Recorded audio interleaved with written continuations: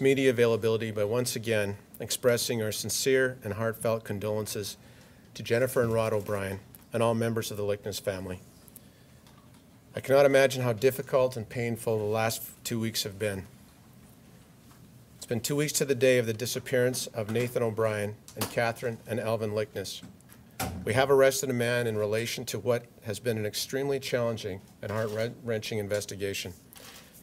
At approximately 1:30 a.m. today, officers arrested a man in the Airdrie area. He is currently in custody, and charges of 2 counts of first-degree murder and 1 count of second-degree murder are pending. Until he is seen a justice of the peace, I am prohibited from releasing his identity. The Amber Alert in relation to this file has been discontinued. However, the bodies of the 3 victims have not been found, and we continue to ask people to come forward with any information they may have. Most importantly, we ask rural property and business owners to please search their properties for anything suspicious. We know that this community has been anxious for answers to an investigation that has gripped this city for the last 2 weeks. There are still many questions left to be answered. However, due to charges before the courts, I can't release those details, and the investigation continues. We wish to thank the public and the media for their assistance. We have had more than 900 tips come in. This level of public support and engagement has never been seen in previous investigations of this magnitude. I also like to acknowledge and thank more than the 200 officers, analysts, and investigators who have worked this file nonstop for the past 2 weeks.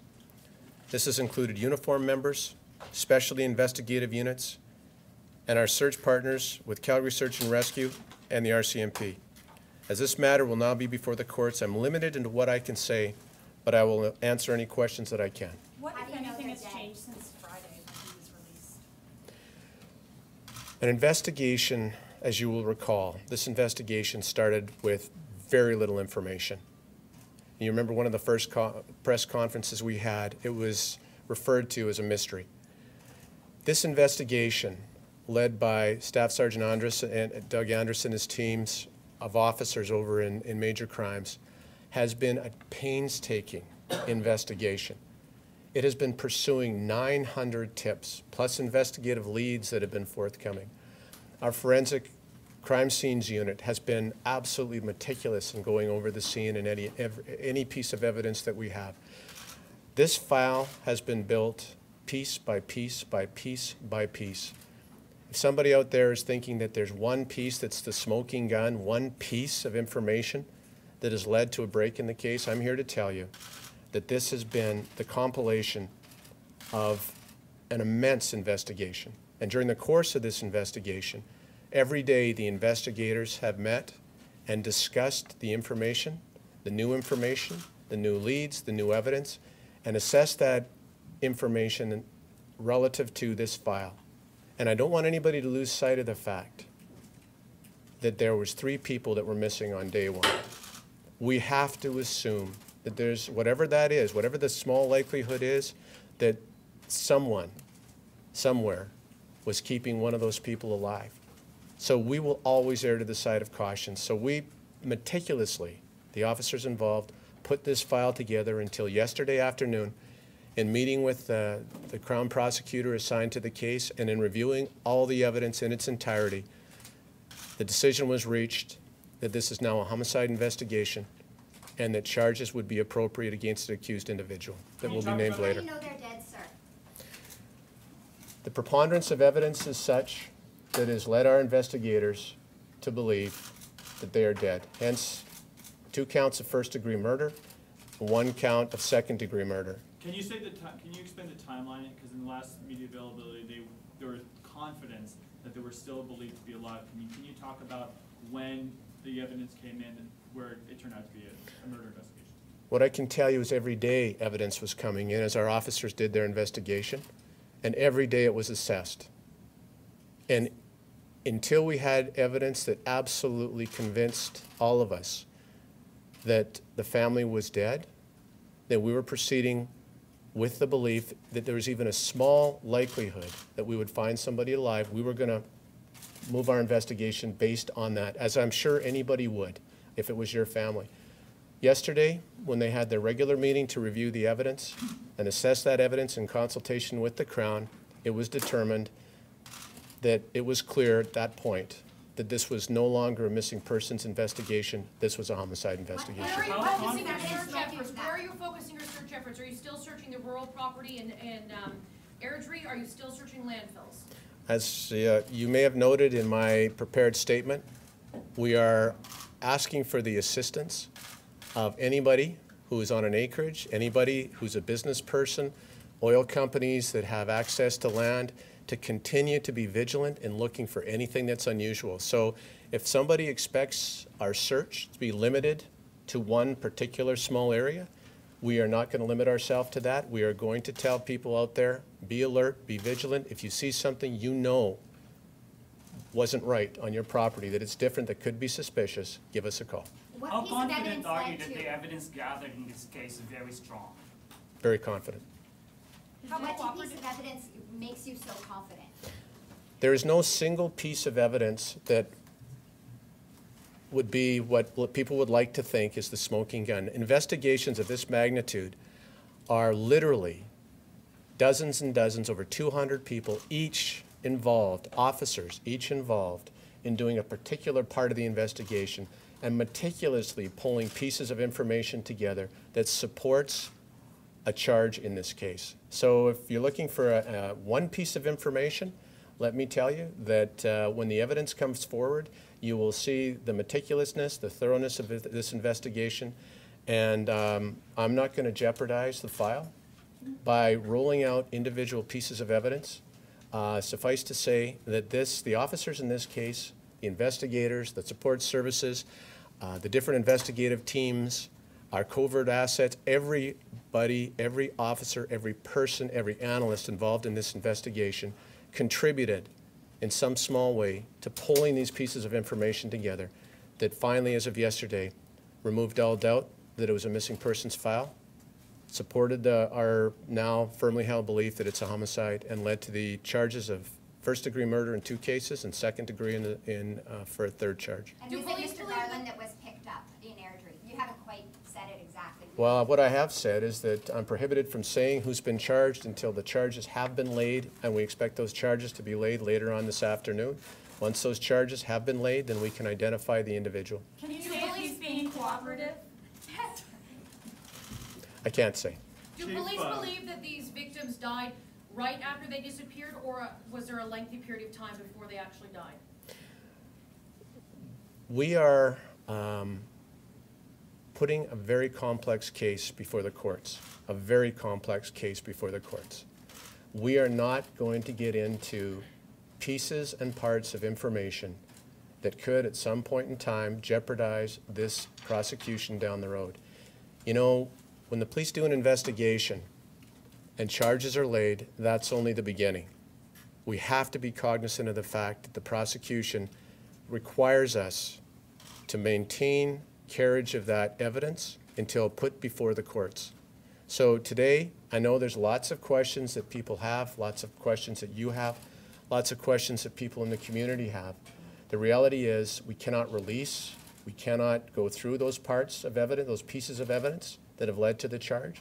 Suffice to say that we and the Crown are satisfied that the preponderance of evidence we've collected in its entirety supports the charges that will be laid later today. Are you looking at laying why two charges first against degree and one anybody else? At this point in time, we're charging one person later on this afternoon. And are Why any two- other charges possibly pending against him other than these 3? I can tell you this, anytime there's a homicide of this magnitude, we would be remiss if we didn't look at every file that we have outstanding. At this point in time, there are only those charges that relate to this file. Chief, what can you say explain about why the two- circumstances of the arrest? Was this a product of investigators coming up with the evidence and deciding it was time to move, or was there a particular incident that sparked his apprehension? There was reports that he'd been removed from a premise in Airdrie, so wondering if you can lend any clarity to that. The only clarity I can add is that the evidence that was collected allowed our officers to form the belief in consultation with the Crown that the evidence was sufficient to arrest. and circumstances early this morning presented that opportunity to make the arrest, and that arrest was done at approximately 1:30 this morning. Chief, do you have a better understanding of motive or what may have motivated these murders? Motive, anything to do with motive will be part of the evidence that's presented at trial. Are you looking for any other suspects? No. Can you elaborate on items or perhaps blood samples that were taken from the Liknes home? I know we were waiting on test results, official results. Can you disclose the results from those tests? No, can't. Why 2 degrees, why 2 counts of first degree and 1 count of second degree? Okay, what I can explain to you is this. I can explain generally why first-degree murder charges are laid. First-degree murder charges are generally laid when you can show pre-intent. Pre-intent? Somebody formed the intent. Chief, you've given And in second-degree murder charges, that pre-intent, the intent to commit the act, may not be there. Insufficient grounds to justify a first-degree murder charge. Can you say who the charges relate to in terms of, are the first-degree murder charges related to the grandparents and the second-degree charge related to the child? Can you explain how that? The first-degree murder charges will be laid on the Likneses, the second degree on the child. You've given condolences to the family. Do you have anything to say to them now? I mean, this is partially solved in their minds. About, you know, what can you say to them about finishing this off? This remains unclosed to them. Sure it will be. Absolutely it will be. And our efforts will continue to be on the investigation. After charges are laid, doesn't necessarily mean the investigation stops. There are other pieces of this file that have to be followed up, and our efforts to locate the bodies of the 3 deceased is obviously a big part of what we're hopeful to, at some point in time, be able to address. Are you still going to hold the landfills that you were searching, or are you going to just focus in Airdrie and asking people to check their property? Right now, the investigators are still making investigative decisions based on what they see as the best needs of the investigation. So they will make those calls as they see fit. How's the family doing? You know, it's extremely tragic. It's devastated them. We've kept them apprised the whole time. I think it's safe to say that even as the days went by, there's always a hope. There's always a glimmer of hope. And unfortunately, with the laying of the charges, we've taken that hope away from the family. So they are devastated. Are you optimistic that you will find the bodies in this case? I'll always remain optimistic that we will be relentless in pursuing every lead. If we continue to get help from the community, if we continue to have folks that are alert to any changes or anything unusual they see on their property, we will remain optimistic that we may be able to put closure to that part of this file. And sorry, when will the person who's arrested in the case appear in court? I can't say for sure, but the charges will be laid today, so I don't know. I suspect it'll probably be tomorrow, but I can't say 100% for sure. At this point, with the evidence against him that you have, is there any indication that the suspect would help find these bodies and give the family some closure? I can't speculate on what a suspect or an accused person may do or not do.